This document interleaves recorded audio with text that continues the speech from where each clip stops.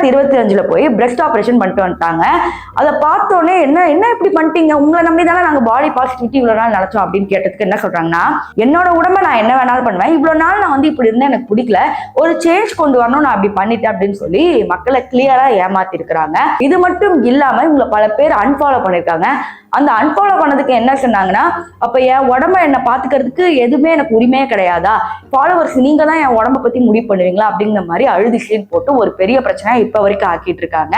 So இந்த video நம்ம பார்த்தது என்னன்னு பாத்தீங்கன்னா பாடி பாசிட்டிவிட்டி தான். அதாவது தவறான உணவுகள் சாப்பிடாம இருந்தா எப்படி சுவாண்டட்டான் மாதிரி இருக்காங்க அப்படிங்கறத நம்ம பார்த்தோம். அது மட்டும் இல்லாம தவறா வந்து இப்படிதான் பாடி இருக்கணும் அப்படின்னு எல்லாருக்கிட்டையும் எலும்பு தோணும் இருந்தாலும் பரவாயில்ல, இப்படி இருந்தாலும் பரவாயில்ல, அப்படி இருந்தும் பரவாயில்ல அப்படின்னு மக்களை ஏமாத்தி இப்படி சம்பாரிச்சு இன்னைக்கு பாடியை இப்படி மாத்தினவங்க இருக்காங்க. இயற்கையாவும் பாடி இப்படி வச்சுக்கலாம், செயற்கையாவும் இப்படி வச்சுக்கலாம் அப்படிங்கிற இந்த 2 விஷயம் தான் சமூக வலைதளங்கள்ல பயங்கர ட்ரெண்டிங் ஆகுது. இதை பத்தி நீங்க என்ன நினைக்கிறீங்க அப்படிங்கறத கமெண்ட் செக்ஷன்ல சொல்லுங்க.